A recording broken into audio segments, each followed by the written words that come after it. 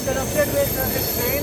I'm reading my script, but going to start this camera. So you see the train came. Hey guys, this is Shanul Hasan. आज की video में यार हम लोग बात करने जा रहे हैं about all the resources which are used for the NEET and जितने भी हमने अपने जितने कोचिंग रिलेटेड मटेरियल प्लस जितने भी एक्स्ट्रा सोर्सेज यूज़ किए थे, that is what I am going to talk about. I will start with biology. तो बायो के लिए I revise NCERT for more than 10 to 12 times. और उसके बाद फिर जो एडिशनल क्वेश्चंस आते हैं, then for that I practised Aakash के जो नोट्स थे मेरे एक्स्ट्रा मटेरियल के लिए for all those question which are out of NCERTs. तो फिर talk about the question bank which I use. तो क्वेश्चन के लिए ऐसा हमने बायो में प्रेफर नहीं किया था कि बायो में rather than doing questions practising questions more and more I preferred to revise. तो हमने NCERTs और उन सब पे रिवीजन पे ज़्यादा टाइम दिया था क्योंकि इतने सारे टेस्ट पेपर्स वगैरह ऑलरेडी प्रैक्टिस कर रखे थे हमने. दैट वाज द रीज़न कि हमको एक्स्ट्रा कोई क्वेश्चन बैंक ऐसे यूज़ नहीं करना पड़ा था क्योंकि उसमें मेन फोकस होता है कि आप रट कितना पा रहे हैं और आप कितने रिविजन्स कर रहे हैं. तो इसके बाद अगर हम बताएं कि हमने कौन कौन से चैप्टर्स, तो बहुत ज़्यादा जो लॉजिकल चैप्टर्स होते हैं, फॉर एग्जांपल जेनेटिक्स हो गया, इवोल्यूशन और जो प्लांट फिजियोलॉजी, उसमें स्पेशली रेस्पिरेशन और फोटोसिंथेसिस जो मेरे वीक पॉइंट्स थे, तो उनमें हमने काफ़ी ज़्यादा प्रैक्टिस की थी. एक्स्ट्रा क्वेश्चन बैंक और स्पेशली आकाश के जो मॉड्यूल्स थे उसमें तो कोई भी हमने बहुत सारी फिंगर टिप्स वगैरह आती हैं और काफ़ी सारे राइटर्स के अलग अलग क्वेश्चन बैंक, तो वो प्रैक्टिस करने की कोई ज़रूरत नहीं है. आप रिवीजन पे ज़्यादा फोकस करिए बायोलॉजी में क्योंकि जितना क्विक रिवीजन कर रहे हैं उतना ही ज़्यादा आपकी स्कोर इंक्रीज़ होने की पॉसिबिलिटी बढ़ेगी. तो अब यार बात करते हैं हमारे सेकंड सब्जेक्ट पे, दैट इज़ केमिस्ट्री. तो केमिस्ट्री में हमने जो चंक पार्ट था वो हमने इनके मॉड्यूल्स कोचिंग के जो नोट्स मिलते थे उनसे रखते थे हम.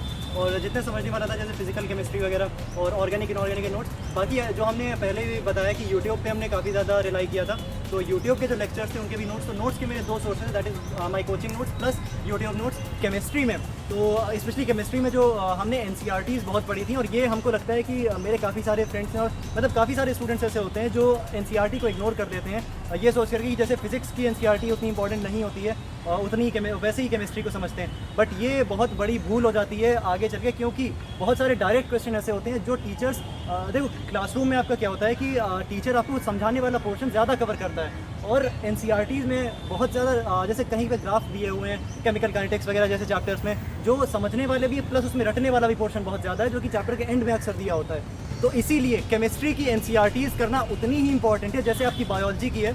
और इसके अलावा अगर तो ये तो हो गया मेरा जो पढ़ने वाले रिसोर्सेज थे वो. अब आते हैं हमारे जो मेरा जो प्रैक्टिस करने का जो बल्क था वो कहाँ से किया, तो वही कोचिंग के मॉड्यूल लगाए थे. और उसको जब 4 से 5 बार करने के बाद हमारे कोचिंग में जो सर थे उन्होंने एक बुक रेफर की थी भक्त एंड घोष, तो मतलब केमिस्ट्री बाय भक्त एंड घोष. तो उसमें हमने कुछ चैप्टर्स फिजिकल केमिस्ट्री के स्पेशली जो बहुत टेक्निकल होते हैं जैसे सॉलिड स्टेट हो गया, केमिकल काइनेटिक्स हो गया, इस टाइप के 2-3 मतलब कुछ यूनिट्स हमने की थी. तो वो हम देखो एक्स्ट्रा बुक हम तभी रेफर करेंगे जब आप अपना मेन सोर्स बहुत अच्छे से कर ले जाएं.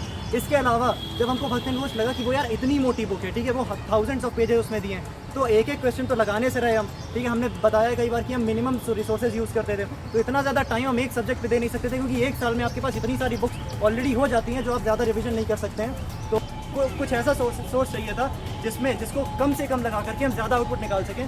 तो हमने डाउटनेट ऐप के NCERT बेस्ड क्वेश्चन वो प्रैक्टिस किए थे. तो वो भी अगर चाहना तो कर लेना क्योंकि उसमें भी 70 to 80 क्वेश्चन की कुछ चैप्टर्स में 40 के अराउंड भी क्वेश्चन है और कुछ में 100 तक भी हैं. तो उनमें हर टाइप के क्वेश्चन कवर होते हैं, चाहे वो डिफिकल्ट हो चाहे इजी. तो ये केमिस्ट्री का यहाँ पर होता है. थर्ड सब्जेक्ट पे आते हैं, दैट इज़ लास्ट और सबसे dreadful subject, that is physics. तो फिजिक्स में देखो सबसे ज़्यादा अगर पढ़ने वाले जो रिसोर्स बताएं तो वो कोचिंग के नोट्स थे प्लस यूट्यूब लेक्चर्स. और यूट्यूब पे भी हम ऑलरेडी आपको सोर्स बता चुके हैं, रिसोर्स अपने सारे बता चुके हैं यूट्यूब पे कैसे पढ़ें.